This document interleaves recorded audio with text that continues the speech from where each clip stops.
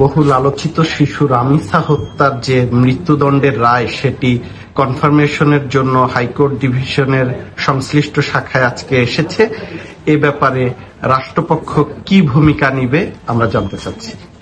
দেখুন, আমরা আসলে রামিসা যে তার করুণ মৃত্যু এবং হত্যাকাণ্ডের যে রায় নিম্ন আদালত কর্তৃক ঘোষিত হয়েছে সেই রায়ের রেফারেন্স হিসেবে আসার জন্য অপেক্ষা করছিলাম। আপনার সঙ্গে যে মুহূর্তে কথা বলছি সেই মুহূর্তে আমি জানতে পেরেছি যে এই রেফারেন্সটি নথিটি বর্তমানে সুপ্রিম কোর্টের হাইকোর্ট বিভাগের আদান প্রদান শাখায় গৃহীত হয়েছে।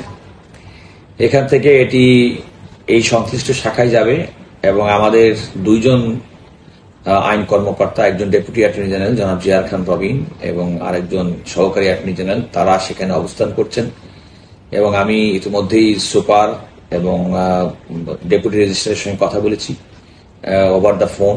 তারাও অপেক্ষা করছেন যে রেকর্ডটি তাদের সংগ্রহে নেওয়ার জন্য, এবং আমি তাদেরকে বলেছি যে আপনারা যত দ্রুত সম্ভব পেপার বুক তৈরি করবেন এবং পেপার বুক তৈরি হওয়া মাত্রই আমাদেরকে জানাবেন।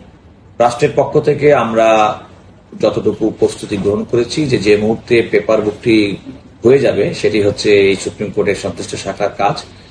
তখনই আমরা আগামী রবিবার থেকে মাননীয় প্রধান বিচারপতি যে নতুন বেঞ্চ গঠন করেছেন সেই বেঞ্চে আমরা মামলাটি শুনানির জন্য উদ্যোগ গ্রহণ করব।